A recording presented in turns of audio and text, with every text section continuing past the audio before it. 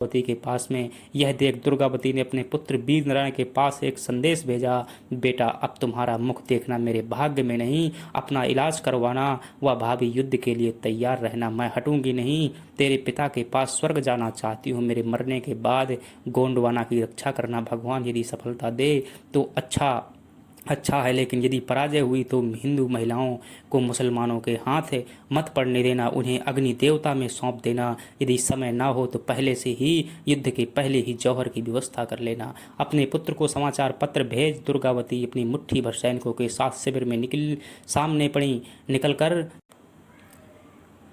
दोस्तों, आपने महाराणा प्रताप और अकबर की कहानी के बारे में तो खूब सुना होगा, लेकिन क्या आप जानते हैं महारानी दुर्गावती कौन थी और किस प्रकार से अकबर से कठिन परिस्थितियों में संघर्ष किया, कितनी बड़ी बलिदानी दी थी उन्होंने? क्या आप जानते हैं जिस अकबर को आप इतिहास में राष्ट्रीय सम्राट के रूप में पढ़ते हैं, क्या उस अकबर की वास्तविकता जानते हैं? किस प्रकार से दुर्गावती के एक शांतिपूर्ण राज्य में निष्कलंक का धाप लेकर के नरसंहार किया था, किस प्रकार से हजारों महिलाओं ने जौहर किया था। आपने सिर्फ चित्तौड़ और महाराणा प्रताप जी के यहाँ का जौहर देखा होगा, लेकिन क्या आप जानते हैं कि गोंडवाना साम्राज्य में भी केसरिया धारण किया गया था और यहाँ पर भी जौहर हुआ था। दोस्तों, इतिहास के पन्नों में कुछ कहानियां स्थानीय क्षेत्रों में दबी हुई हैं, परंतु उनका जिक्र हमें देखने को नहीं मिलता है। आज की वीडियो कहानी में दोस्तों हम बात करेंगे महारानी दुर्गावती की, किस प्रकार से उन्होंने कितनी वीरतापूर्वक कितना संघर्ष किया था और कितना गिरा हुआ शासक था अकबर। आप इस कहानी के माध्यम से आप समझ पाएंगे। दोस्तों, यकीन दिलाता हूँ अगर पूरी कहानी ध्यानपूर्वक पढ़ी तो रंग रंग में आपकी जो है कहानी छप जाएगी और दुर्गावती की वीरता और बलिदान आपको हमेशा स्मरण रहेगा, शायद जीवन में नहीं भूल पाएंगे। ध्यानपूर्वक सुनने पर ही आप दोस्तों, मैं वादा करता हूं कि शायद आपको रोना आ जाएगा, किस प्रकार से निर्मम हत्याएं की गई थी यहाँ पर। चलिए दोस्तों, कहानी की शुरुआत करते हैं। अगर दिल छू जाए कहानी तो वीडियो को लाइक करके चैनल को सब्सक्राइब कर दीजिएगा, अभी मत करिएगा, लास्ट में करिए यदि अच्छी लगे। चलिए बात करता हूँ मध्यकालीन भारत के इतिहास की एक महानतम वीरांगना की बात करता हूँ, जिसका नाम शायद ही इतिहास कभी भुला पाएगा। चलिए बात करते हैं दोस्तों। बात है जब अकबर का शासन हुआ करता था और अकबर के शासन के दौरान उसकी इतनी ज़्यादा चहुँआयामी चर्चा फैली हुई थी कि शायद उसके सामने कोई भी राजपूत राजा भी सर नहीं उठाते थे। यदि पूरे हिंदुस्तान में एक रियासत मेवाड़ को छोड़ दिया जाए, दूसरी महारानी दुर्गावती की रियासत को छोड़ दिया जाए और तीसरी पूरे भारत के अंतर्गत विजयनगर साम्राज्य को छोड़ दिया जाए, तो शायद ही कोई रियासतें थी जिसने अकबर की अधीनता नहीं स्वीकार की थी। लेकिन उत्तर भारत की पहली और पूरे भारत की पहली एक महिला थी, और वो भी राजपूत महिला थी दोस्तों, जिसने अकबर जैसे केंद्रीय मुगल सम्राट को एक खुला चुनौती पेश की थी। और न सिर्फ चुनौती पेश की थी बल्कि कई मुस्लिम साम्राज्यों जैसे खानदेश, मालवा और जैसे राज्यों को भी उसने पराजित किया था। आज उसी महानतम वीरांगना की कहानी की बात करने वाला हूँ। चलिए बात करते हैं दोस्तों। दुर्गावती नाम था उसका, साक्षात वह दुर्गा थी। वह बुंदेलखंड के प्रसिद्ध चंदेल राजपूतों में उसका जन्म हुआ था। वह वंश इतना उच्च माना जाता था कि चित्तौड़ के महाराणा संग्राम सिंह अर्थात राणा सांगा की बहन भी इसी वंश में ब्याही थी। दुर्गावती का विवाह जो है गोंड राज परिवार में हुआ था। विवाह के कुछ वर्षों के पश्चात ही दुर्गावती को एक पुत्र प्राप्त हुआ, जिनका नाम वीर नारायण था। वीर नारायण अभी बालक ही था कि दुर्गावती के पति की मृत्यु हो चुकी थी। दोस्तों, यह समय 1548 का था। पति की मृत्यु हो चुकी थी। उस अराजक मुस्लिम युग में एक जवान सुंदर विधवा हिंदू रानी को कौन चैन से रहने देता भला, क्योंकि चारों ओर दोस्तों मुस्लिम साम्राज्य हुआ करता था, चाहे वो मालवा हो, चाहे खानदेश हो, चाहे फिर अकबर के स्थानीय सेनापति हों। कौन चैन से रहने दे सकता था? दुर्गावती का राज्य तीन ओर से मुस्लिम राज्यों से घिरा था। पश्चिम में था निमाड़, मालवा का सुजात खान और दूसरी ओर सूरी था। दक्षिण में खानदेश का मुस्लिम राज्य और पूर्व में अफगान। तीनों ओर से असहाय जान दुर्गावती के राज्य पर हमले प्रारंभ कर दिए गए। दुर्गावती घबराई नहीं। उस राजपूत बाला ने गोंडवाना के हिंदू युवकों को एकत्र कर एक सेना तैयार की और स्वयं उसकी कमान संभाल तीनों मुस्लिम राज्यों का सामना किया। दुर्गावती ने तीनों मुस्लिम राज्यों को बार बार युद्ध में पराजित किया। पराजित मुस्लिम राज्य इतने भयभीत हुए कि उन्होंने गोंडवाना की ओर झांकना भी बंद कर दिया। इन तीनों राज्यों की विजय में दुर्गावती को अपार संपत्ति हाथ लगी। दोस्तों, आईने अकबरी में अबुल फजल कहता है आईने अकबरी में अबुल फजल कहता है कि दुर्गावती बड़ी ही वीर महिला थी। उसे पता भी यदि इस बात का चल जाता कि किसी स्थान पर शेर दिखाई दिया है तो वह शस्त्र उठा तुरंत ही शेर का शिकार करने चल देती और जब तक उसे मार नहीं देती पानी भी नहीं पीती थी। तीनों मुस्लिम राज्यों के खामोश हो जाने के बाद गोंडवाना में शांति आ गई। दुर्गावती ने प्रजा के सुख के लिए कुएं, बावड़ियां, तालाब खुदवाए, धर्मशालाएं बनवाई, मंदिर बनवाने लगी। दुर्गावती प्रजा के मन पर शासन करने लगी। लोग उसे देवी के रूप में पूजने लगी थी। राज्य की सुख शांति का दुश्मन बन गया था दोस्तों अकबर। चलिए बात करते हैं कैसे। गोंडवाना एक हरा भरा प्रदेश था। अनावृष्टि नहीं होती तो अकाल भी नहीं पड़ते थे। दुख है दुर्गावती के तेज और वीरता से गोंडवाना पर आक्रमण होने भी बंद हो गए थे, इसलिए संपूर्ण प्रदेश में शांति थी। व्यापार फल फूल रहा था। यह प्रथम अवसर था जब हरियाणा और राजस्थान का व्यापारी समुदाय गोंडवाना में बसने लगा था। इस काल में गोंडवाना एक समृद्ध राज्य था। सारे भारत का धन खींचकर गोंडवाना की ओर आ रहा था। इन्हीं दिनों युवराज वीर नारायण 18 वर्ष के हो चुके थे, जो कि रानी दुर्गावती के पुत्र थे। दुर्गावती ने राज्य की बागडोर सौंपनी चाही, किंतु वीर नारायण ने स्वीकार नहीं किया। अब दुर्गावती ने वीर नारायण के विवाह का निश्चय किया। पुरगढ़ा के राजा की 16 वर्षीय पुत्री अत्यंत सुंदर थी। दुर्गावती ने उनके साथ विवाह करने का प्रस्ताव भेजा। पुरगढ़ा के राजा जो थे उन्होंने स्वीकृति के साथ साथ एक निवेदन भी भेज दिया, क्योंकि दोस्तों अकबर का प्रभाव चारों ओर छाया हुआ था।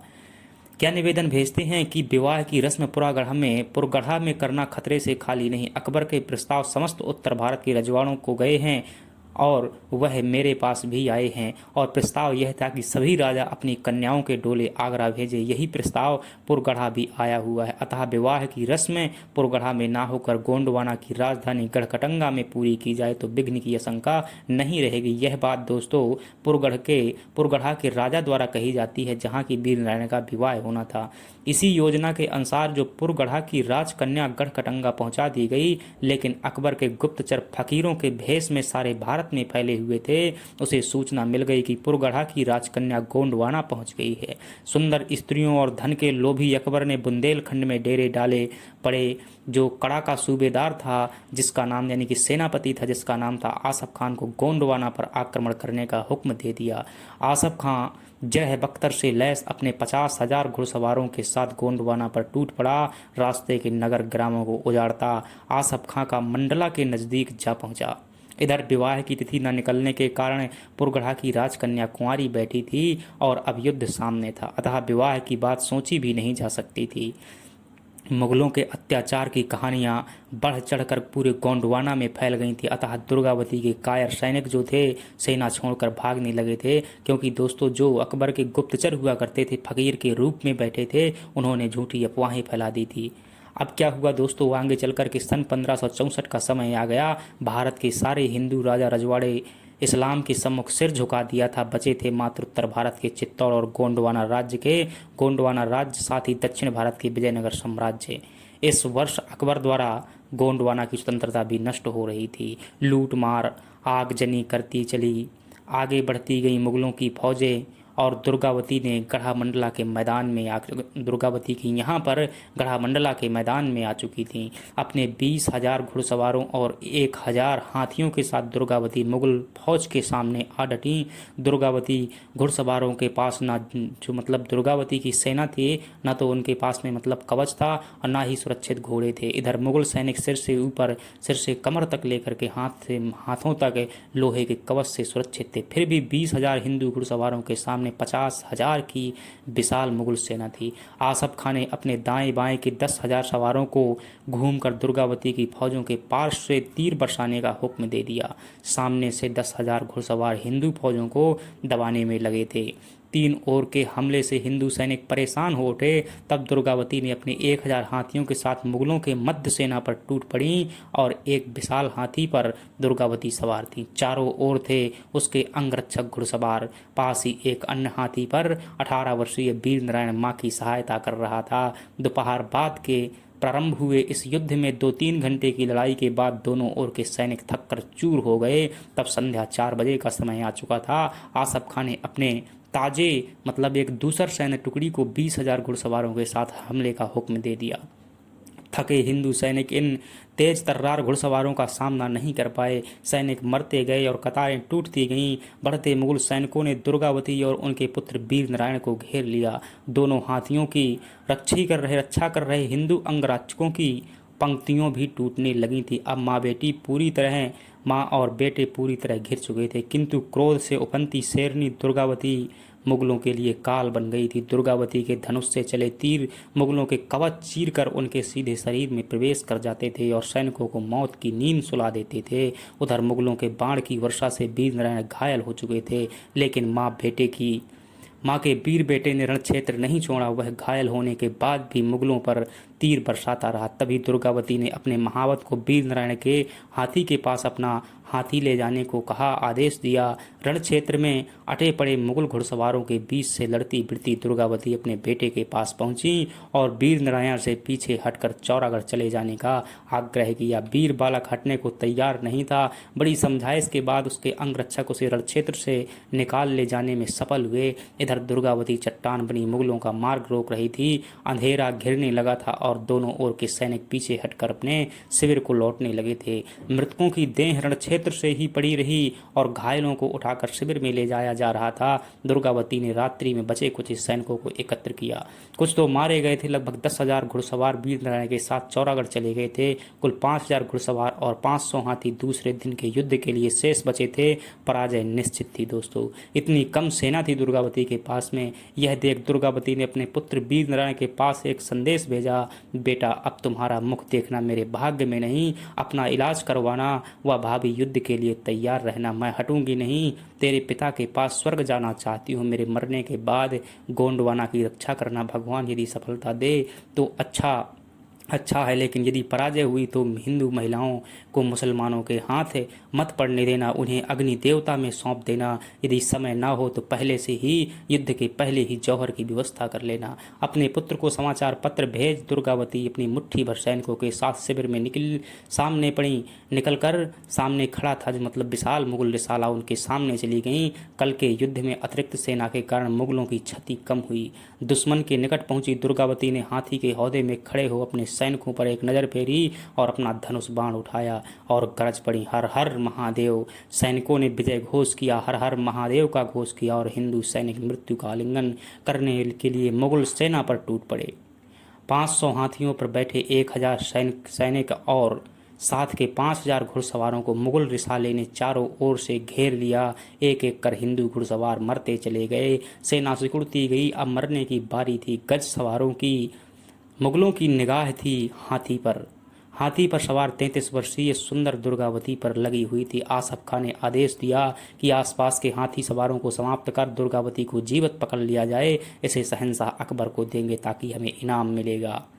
धीरे धीरे सारे हाथी समाप्त हो गए। जिधर दृष्टि डालो उधर ही मुगल घुड़सवार दिखाई दे रहे थे। मुगलों का घेरा कसने लगा था, लेकिन दुर्गावती के तीरों का बरसना अभी भी बंद नहीं हुआ था। तभी तीरों की एक बौछार दुर्गावती के हाथी पर लगी और दुर्गावती का जो हुआ करता था महावत मारा गया। हाथी चलाने वाला जो होता था उसे महावत कहते थे। महावत मारा गया। एक तीर दुर्गावती के गले और एक हाथ को भेद गया। असहाय पीड़ा से धनुष हाथ ले छूट गया।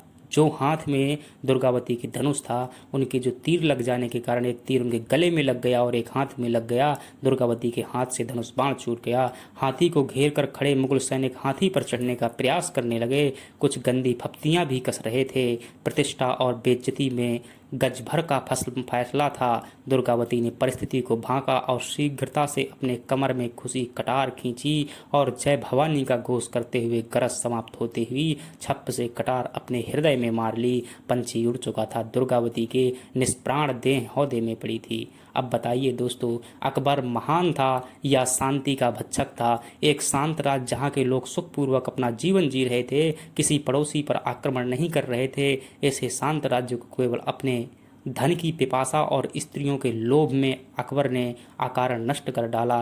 गोंडवाना में लाखों हिंदू मारे गए। इतिहासकार लेखक स्मिथ कहता है कि भविष्य में भारतीय राज्यों को हड़पने वाले डलहौजी को भी अकबर ने मात कर दिया था। नागरिकों की सुख शांति को अकारण हाहाकार में बदल देने वाला व्यक्ति नर पिशाच तो हो सकता है, लेकिन कभी महान नहीं हो सकता है, महान नहीं हो सकता है। तो फ्रेंड्स, ये कहानी थी हमारी दुर्गावती जी के युद्ध की। कहानी लंबी हो जाएगी। अभी यहाँ पर दुर्गावती जी की शहादत हुई है। वीर जो महानतम वीरांगना थी, उनकी शहादत हुई है। दोस्तों, यदि आप चैनल पर नए हैं, चैनल को सब्सक्राइब कर लीजिए। अगला जो भाग होगा, उस अगले भाग में हम बात करेंगे जब वीर नारायण जो है दोस्तों अंतिम युद्ध का आगाज करेंगे और उसमें केसरिया धारण करेंगे, और जो है कई 5,000 लगभग हिंदू महिलाएं जो है जौहर करेंगी। गोंडवाना के चौरागढ़ के दुर्ग में जो है जौहर करेंगी। उसकी कहानी में दोस्तों बहुत निर्ममता है। मैं उसे अगले पार्ट में बनाऊंगा। आज का वीडियो लंबा हो जाएगा। मिलते हैं कल। यदि चैनल को सब्सक्राइब नहीं किया है, कर लीजिएगा दोस्तों। धन्यवाद।